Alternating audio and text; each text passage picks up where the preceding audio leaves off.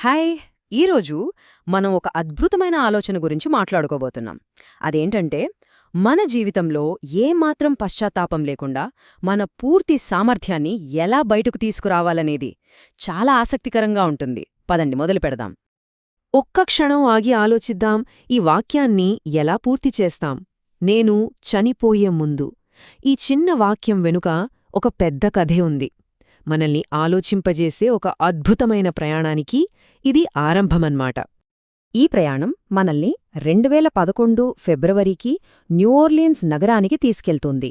అక్కడ కాండీ చాంగ్ అనే ఒక ఆర్టిస్ట్ చేసిన ఒక చిన్న పని యావత్ ప్రపంచాన్ని ఎలా కదిలించిందో, ఒక పెద్ద ఉద్యమానికి ఎలా దారితీసిందో ఇప్పుడు చూద్దాం. అసలు ఏం జరిగిందంటే, కాండీ చాంగ్ పాడుబడిన ఇంటి గోడను ఒక పెద్ద బ్లాక్ బోర్డ్లాగా మార్చేసింది. దానిపైన సింపుల్గా నేను చనిపోయే ముందు అని రాసి మిగతాదంతా ఖాళీగా వదిలేసింది. అంతే, కొన్ని గంటల్లోనే అక్కడికి అద్భుతం జరిగింది. ఆ గోడ మొత్తం ప్రజలు రాసిన కలలతో, ఆశలతో, ఆశయాలతో నిండిపోయింది. ఇదేం చూపిస్తుందంటే, మనందరిలోనూ ఎక్కడో లోపల మన జీవితాన్ని ఒక అర్థవంతంగా జీవించాలని బలమైన కోరిక దాగి ఉందని స్పష్టంగా తెలిసింది. సరే, ఆ గోడ వెనుకున్న అసలు ఆలోచనేంటి? ఈ ఖాళీగా నిష్క్రమించడం అనే ఫిలాసఫీ ఏ సమస్యను పరిష్కరించాలని చూస్తోంది? మనం వాడుకోకుండా వదిలేసే మన సామర్థ్యం ఎంత పెద్ద నష్టమో, ఎంత పెద్ద విషాదమో ఇప్పుడు చూద్దాం. ఈ మాటలు ఎంత లోతైనవో కదా! మనలో ప్రతి ఒక్కరిలోనూ ఎంతో టాలెంట్, ఎన్నో ఐడియాలుంటాయి. కాని వాటిని బయట ప్రపంచానికి చూపించకుండా మనలోనే దాచుకుని జీవితాన్ని ముగిస్తే అంతకంటే పెద్ద విషాదం ఇంకేముంటుంది? ఈ ఆలోచన ఆ విషయాన్ని ఇంకా బలంగా చెప్తుంది. నిజమైన సంపద అంటే బంగారం, వజ్రాలు కాదు. అది మనలో, మన మెదడులో దాగి ఉన్న ఆలోచనలు, మన సామర్థ్యం. అది గనక బయటకు రాకపోతే శ్మశానమే ప్రపంచంలో అత్యంత విలువైన ప్రదేశంగా మిగిలిపోతుంది. మరి అలా జరగకుండా ఉండాలంటే ఏం చెయ్యాలి? దానికి సమాధానమే ఈ ఖాళీగా నిష్క్రమించడమనే తత్వం. సింపుల్గా చెప్పాలంటే, మనలో ఉన్న బెస్ట్ వర్జన్ను, మన ఆలోచనల్ని, మన టాలెంట్ని ఈ ప్రపంచానికి ఇచ్చేసి పూర్తిగా సంతృప్తిగా ఈ జీవితాన్ని ముగించడం. అయితే ఈ ఖాళీగా నిష్క్రమించడం అనే మాట వినగానే కొంతమందికి కొన్ని అపోహలొస్తాయి. తప్పుగా అర్థం చేసుకునే అవకాశముంది.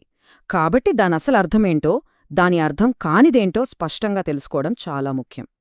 ఒకసారి ఇక్కడ చూస్తే ఈ రెండింటి మధ్య తేడా మనకు స్పష్టంగా అర్థమవుతుంది. ఖాళీగా నిష్క్రమించడం అంటే ఓపిక లేకపోయినా అలసిపోయి కుప్పకూలిపోయే వరకు పనిచేయడం కాదు, మన ఆరోగ్యాన్ని పణంగా పెట్టడం అస్సలు కాదు. దీని అసలు అర్థం మన విలువలకు కట్టుబడి, ఒక ఉద్దేశ్యంతో జీవిస్తూ ఈ ప్రపంచానికి మన వంతుగా ఏదైనా మంచి చేయడం.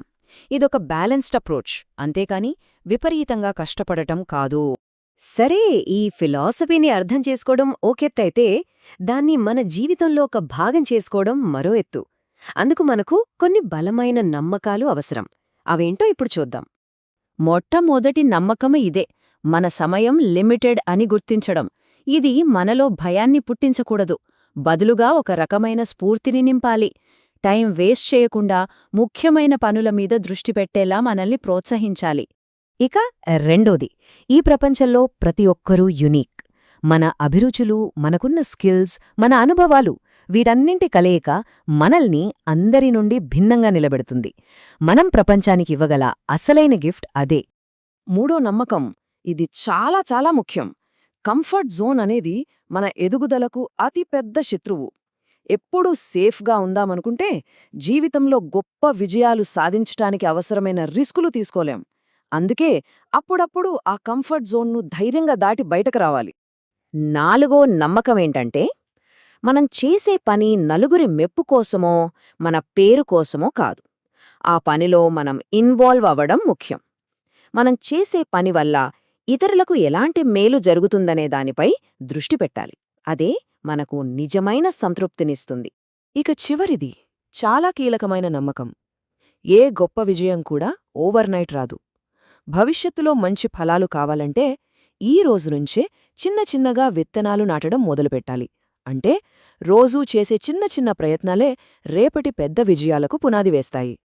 సరే, ఇప్పటిదాకా మనం ఆలోచనల గురించి, నమ్మకాల గురించి చాలా మాట్లాడుకున్నాం.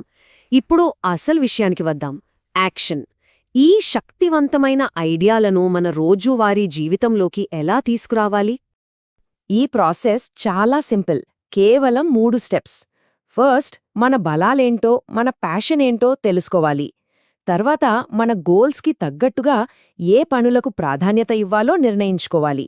ఇక last and most important step, ఆలోచించటం ఆపి పని మొదలుపెట్టాలి. చిన్న చిన్న అడుగులే పెద్ద మార్పుకు దారితీస్తాయని గుర్తుంచుకోవాలి. అందుకే ఎప్పుడు గుర్తుంచుకోవాల్సిన విషయం ఒకటే: మన అసలైన శత్రువు ఫెయిల్యూర్ కాదు, ఏమీ చేయకుండా ఖాళీగా ఉండిపోవడమే.